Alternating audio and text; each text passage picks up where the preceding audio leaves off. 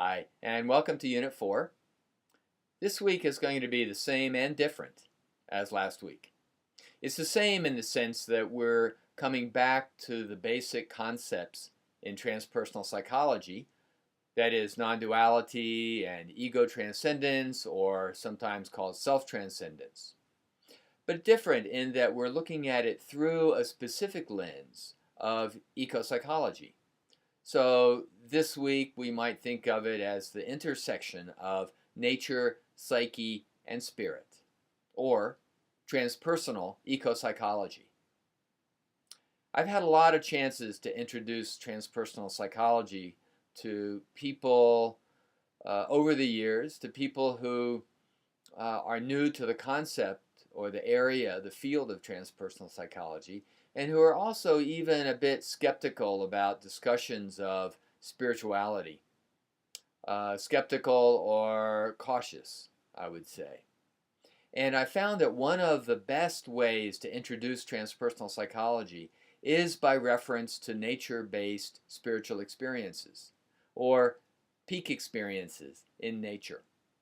They seem so broad, so widely available to people that it seems like a clear way to introduce some of the basic concepts of transpersonal psychology, and they seem safe for people who otherwise might be cautious about discussions of spirituality and ultimate meaning and non-duality and so on. So I found that this area is, in a simple way, a good way to introduce transpersonal psychology to people. I want to say that the lecture material this week starts with a basic definition and overview of eco-psychology. I've done that because not everybody in the class is in the eco-psychology program. So for those of you for whom eco-psychology is a new field or a new term, I hope this is useful. Please bring your questions. And for those of you who are in the eco-psychology program at Naropa, I hope it's a useful review, and maybe it'll also surface some new questions for you. So I'm looking forward to what you have to say about this. I also want to put in an encouragement for what is sometimes called beginner's mind in this study, in this course, the whole semester. Beginner's mind is a term that Zen teacher D.T. Suzuki used to talk about a certain way of being open to the moment, open to new insights, open to new questions, open to new experiences.